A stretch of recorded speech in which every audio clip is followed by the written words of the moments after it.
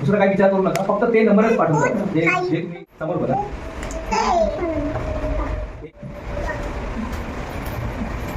पहिला आकडा काय? 1. पहिला आकडा काय? 1. एक चुकला, चुकला फक्त ते. दुसरा दुसरा आठवून द्या.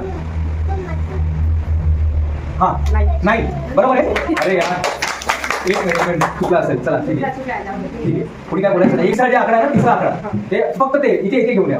आपल्या टिकलीला काय उत्तर लिहिलं. हा काय बोलता? अच्छा 8 आहे. आता शेवटचा हा शेवटचा. एक मिनिट. कोणी काय बोलणार नाही. शेवटचा आकडा सांगा ताई.